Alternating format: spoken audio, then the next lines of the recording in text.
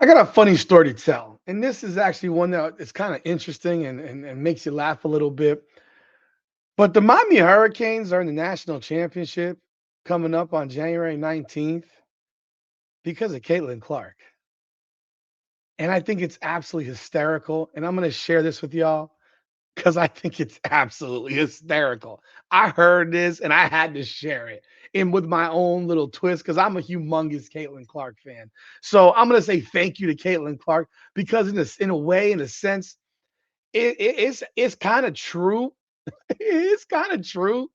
But I'm going to explain to you exactly why the Miami Hurricanes on January 19th are playing in the national championship because of the one and only Caitlin Clark, the box office, record setting, everything that you can have for women's basketball. She is the it factor, and she's the reason the women's basketball matters to people. She's the reason the WNBA matters to people. She's the reason people are talking about women's basketball at all. And she's the reason, or at least a large part of it, that the Miami Hurricanes are playing in the national championship. Let's talk about it. Welcome back, everyone, to another edition of Hurricanes Unfiltered, powered by Come On Now, the podcast. I am your host, Rudy Rodriguez Showman. Hit the like button, subscribe to the channel, ring the bell, leave your comments. Let me know y'all thoughts on this. I really want to hear y'all thoughts. Seriously here. So Caitlin Clark played for Iowa, right? In college. And Caitlin Clark, in the Elite Eight, she played against LSU. And this is the year after Iowa lost to LSU in the national championship. But in between that loss in the national championship to that game the next year, someone by the name of Haley Van Lith, she's a point guard she was at Louisville. She transfers from Louisville. And this is for football people who don't know this story. For those of you who are Caitlin Clark fans, you know the story. She transfers from Louisville to LSU to team up with Angel Reese, Flau'jae Johnson, and the crew. And she's being given the ball to be the point guard, but she's not really playing the same role she played at Louisville. So she looked largely like complete and utter trash the entirety of her season at LSU. Final game of the year, she gets drugged and embarrassed by Caitlin Clark. So what does Haley Van Lith do at the end of that season after getting smacked on the ass, belt to ass by Caitlin Clark? She transfers to TCU. Okay, so why does this matter? Because if y'all recall, the Cavender sisters, Haley and Hannah Cavender, played for the University of Miami. They helped Haley largely because Hannah wasn't really that good, but Haley helps lead the Miami Hurricanes women's basketball team to the Elite Eight. In fact, they lost to the same LSU team that Iowa lost to in the national championship. Miami lost to LSU 56-42, I think it was, in the Elite Eight. Let me see. Let me check on that before I continue. I'm sorry, 54-42. Not 56-40, 54-42. Now, for Hurricanes fans, this was the farthest that the Hurricanes women's basketball had gotten. They had a crazy run in this particular tournament. They beat the number one seed in their bracket that year in their region. I think it was Indiana. Who was it that they beat? They beat where did it go? Am I in the wrong season? Yeah, I'm in the wrong season. Yeah. They beat Indiana. So they beat Oklahoma State by a point. Then they beat Indiana on their home floor, the number one seed in the region. Then they go and beat Villanova. And then they got to play LSU. So they beat a bunch of dogs to come get to that point. But LSU was too big of a dog for the Hurricanes team. And honestly, that game, believe it or not, it wasn't some dominating performance by LSU. Miami just couldn't score. Game was 10-8 and then in the first. It was 26-20 at halftime. So Miami just couldn't score any points. And all the buckets went away. You know, Haley Cavender was terrible in that game. She was 1 of 6 for 2 points. Sister Hannah Cavender was 0 of 1, 0 points. They got 22 out of Jasmine Roberts. Heck, Angel Reese was atrocious in that game, even though she had 18 rebounds and 13 points. She was 3 of 15 from the field.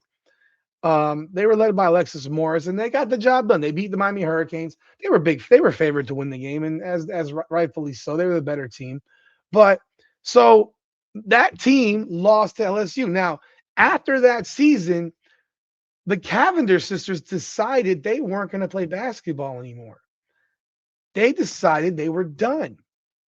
So they decided to move on to the WWE and try to become wrestlers. Doesn't seem like that worked out too well for them.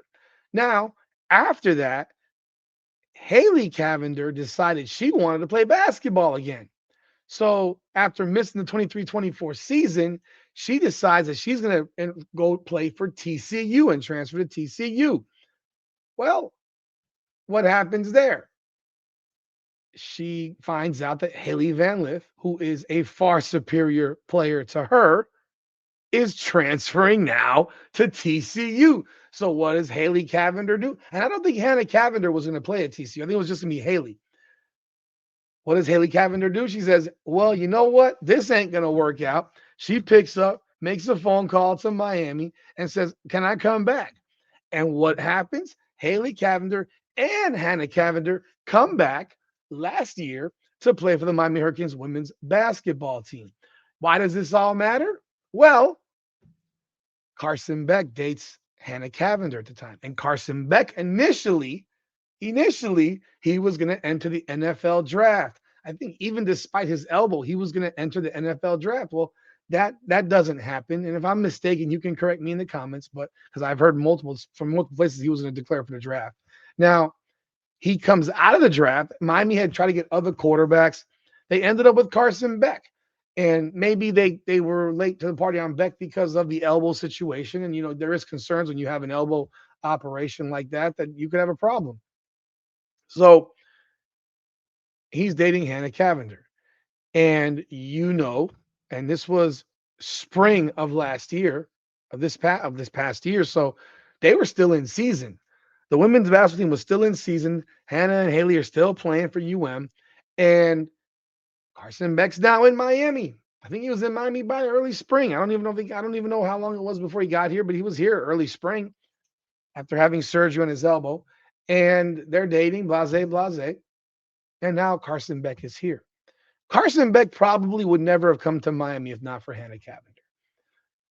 Just reality. Probably would never have come here. Might he have gone somewhere else? I don't know.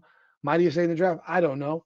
But I know that I feel that he probably doesn't end up down here without Hannah Cavender. So Caitlin Clark, circling all the way back, Caitlin Clark is largely a major part of the reason that Carson Beck is in Miami and a major part of the reason that the Miami Hurricanes are playing for a national championship on January 19th. I know it sounds crazy. Y'all let me know what y'all think in the comments. And by the way, he has since she broke up with him. She's talked trash about him. She's just disparaged him on video and then posted it, trying to make the guy look bad. Hey, man, he's found way better looking chicks than her. I mean, come on now.